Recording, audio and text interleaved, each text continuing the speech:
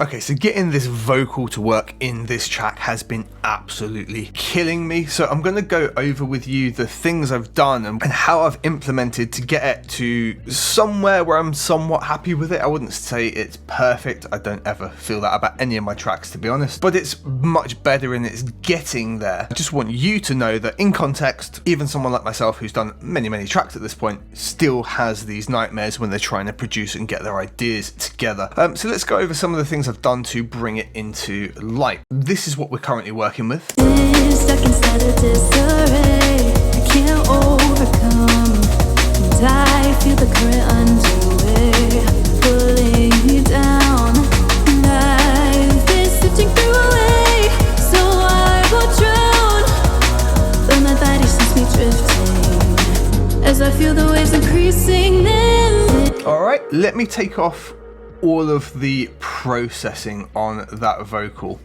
and I'll leave it as it was in the track, where it's balanced enough that you'll be able to hear parts of it, but then it's so dynamic it completely dips away and whatnot. You'll see what I mean.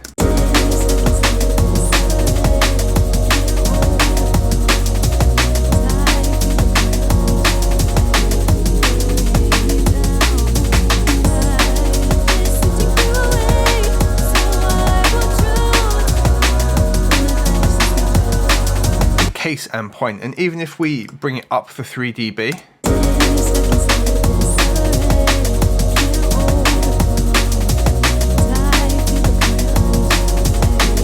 well, yeah, the things that are standing out the most are the S's and whatnot, right? Now, one of the first things I've done to bring this into itself is I've built all these reverses and whatnot at the start here. So let's solo these guys out, and these just kind of signal to us what's coming in. There's a completely separate video on how I build those in Logic if you want to watch that, but that's the first thing. It just gives our ear a little something of, oh, this vocal's about to come in, this is how it's going to sound, this is where it is in the mix, and gives us that signal that it's there.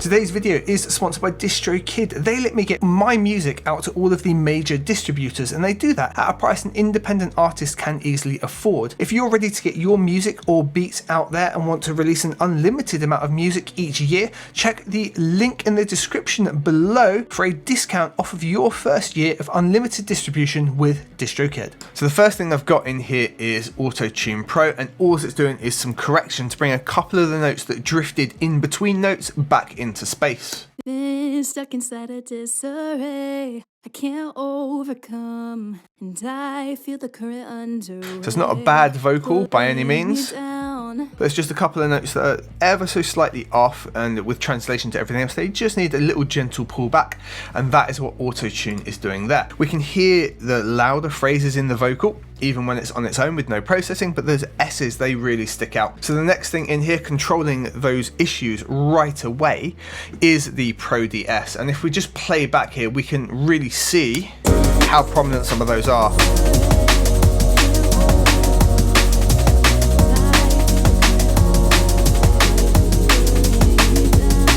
So now you can probably just still pick out the top parts of the vocals that are the loudest. Bear in mind, I've dropped this down 3 dB in my mix, so it would be 3 dB louder as well. And you can see that those really loud S's that were sticking through before, they're now being controlled and they don't jar out with the vocal. So we've corrected 2 issues right off the bat here, okay? Doing a lot of heavy lifting here. It's the CLA vocals. We switch that on and there's a lot of compression going on here. So there's a lot of compression going on here. So we've got those louder phrases that are sticking through in the mix already. Everything else is getting lost. So we're going to bring those louder phrases down, and then we're going to level everything else up. Simple compression. So it's just going to squish that vocal so it sits a bit more in shape. We're also doing a bit of shaping here. We're lifting the top up because we seem to have lost quite a lot of inertia. Her voice is really quite delicate. So we're really giving a nice boost into the tops here. We're adding reverb. There's a delay being added, and there's a bit of stereo widening, and the stereo is on, but reduced down massively in terms of its pitch shifting, but it does a huge amount. Here we go.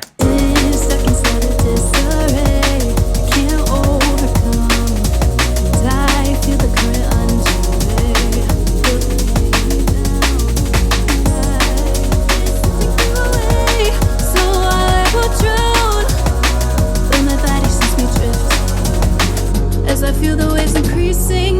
CLA, so I've really squished that in there using CLA vocals, giving it a little bit of space and everything as well, and those are the settings that I've come to, sliding it around. I don't often use everything, but everything's being used in this case, and that's where we managed to dial it into. Now if we were gain staging it, what we would then do is look at the output here and dial it back, but instead I've used the compression amount here to get it to the level I want it to be at, which turned out to be a little bit too loud, and later I've used the fader just to bring it down 3 dB. But that's what I did here, so I've gauged it with the compression because I knew the louder parts were sticking out already. I need to bring everything else up, and that's where we've ended up pushing it here on the spank of the compression and pumping it right up there. So we've done a lot there, so now it really sticks out.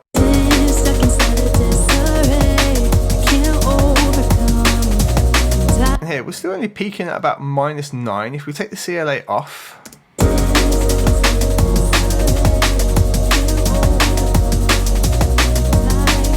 yeah, so it's adding a good chunk there.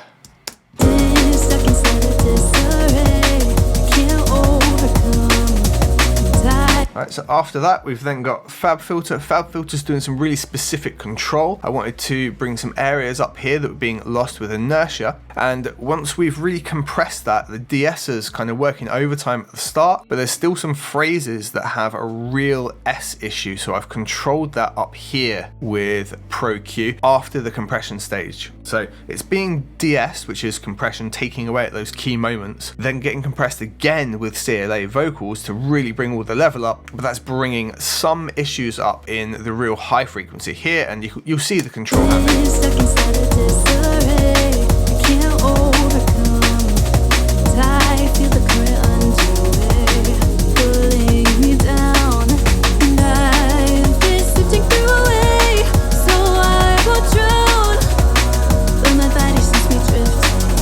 So that's what there's doing. It's another issue fix. All the creative stuff's happened in the middle, and it's helped another issue come to the surface, so we're just looking to fix that. This just helps those vocals pop through in those key moments, and you can see there's energy missing here. So the times it's needed, this lifts it up. And there's too much energy up here, and this controls it at those key moments. And after that, believe it or not, I've got more compression. Stuck inside a disarray, I can't overcome, and I feel the current underway, pulling me down. And this is adding a little even more gain, which, you know, why I've had to bring it down 3 or 4 dB in the end, but I really like this soft compression, just capturing those big rises. It's such a dynamic vocal. It had something like 35 dB of dynamic range between the quiet and loud parts, so I've had to nail that right down so it really sits in the mix, and this was the end way to do that. I can't overcome, and I feel the current underway, pulling me down, and I've been sifting through a way, so I won't drown, but my body sends me drifting. And yes, it is louder, but it's not clipping, and it sits where I want it in the mix, even though I've had to control it with the fader afterwards. That's what the fader's there for, that final balance, once we realise we've made all these mistakes. So that's not the only other thing that's happening. There's actually a send to reverb and delay as well. I've got bus 7 and 10 here. So hopefully we can hear that reverb there. That's an RC48 over here. And it's just adding loads of top end reverb really. Filtered it, but it gives it its own space. Now I know I've already added reverb with the CLA vocal, but this is just its own dedicated space, and I can really control it with that fader. The CLA is just giving it a little bit beforehand. Even on that, I like all this extra reverb, and I hope it also makes you feel like it stands out in the mix a bit more too.